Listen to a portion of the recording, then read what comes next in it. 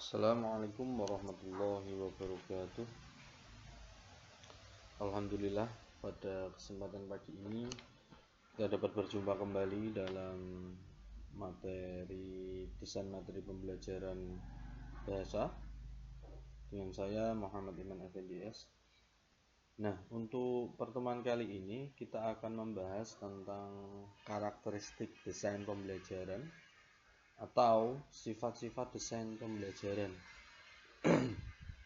Nah, sebelumnya kita telah membahas tentang definisi desain pembelajaran serta unsur-unsur yang meliputi desain pembelajaran itu apa saja. Untuk sekarang kita membahas tentang karakteristik atau sifat desain pembelajaran. Nah, desain materi pembelajaran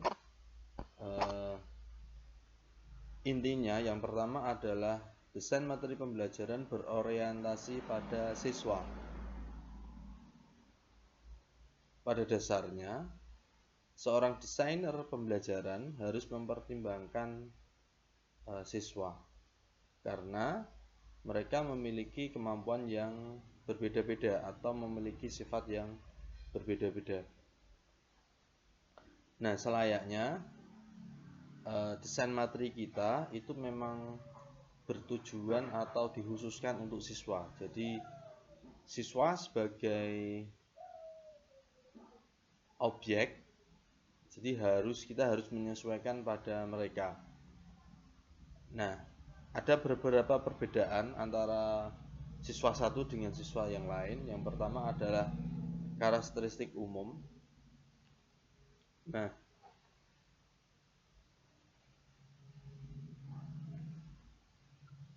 jadi kalau karakteristik umum itu meliputi kemampuan siswa dalam membaca ataupun dalam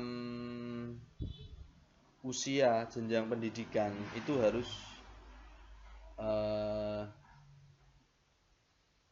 dimengerti oleh seorang desainer.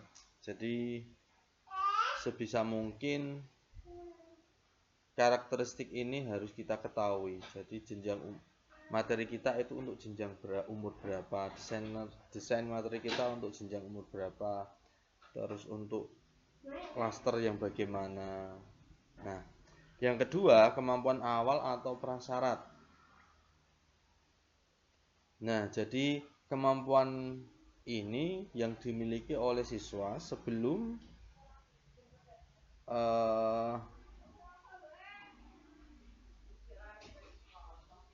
dia masuk dalam sebuah kelas. Jadi harus guru mengetahui bahwa kemampuan awalnya itu seberapa. Jadi jangan sampai materi kita lebih berat atau seharusnya untuk kelas 3 aliyah kita kasih ke kelas 1 aliyah. Nah, itu juga kemampuannya murid tidak sampai segitu. Jadi tujuan pembelajaran akan sulit dicapai. Yang ketiga adalah gaya belajar. Jadi gaya belajar siswa dalam menangkap pembelajaran tentunya memiliki perbedaan antara satu dengan yang lain. Mungkin anak satu dia dapat memahami pembelajaran secara cepat apa yang disampaikan oleh guru, tetapi di sisi lain ada temannya yang ketinggalan pembelajaran ketika pembelajaran itu dilaksanakan. Maka gaya belajar siswa harus diperhatikan oleh guru, bagaimana menyelaraskan antara satu dengan yang lain. Yang kedua adalah alur berpikir atau sistem atau sistemik. Jadi dalam desain materi pembelajaran alurnya harus sistemik atau berurutan. Jadi ketika tujuan pembelajaran tidak dapat tercapai, maka desain pembelajaran bisa mengevaluasi dari segi mana yang belum maksimal. Jadi kalau di sini dijelaskan bahwa rumusan ini menunjukkan bahwa kegiatan belajar mengajar jika diuraikan terjadi sebagai sistem keberhasilan dan kegagalan dalam pelaksanaannya dapat disebabkan oleh salah satu komponen saja. Jadi jika ada perbaikan maka seluruh komponen perlu ditinjau kembali. Jadi jika ada perbaikan seluruh komponen ditinjau kembali, baik materi, metode, tujuan, terus evaluasinya sudah benar atau tidak, itu ditinjau kembali.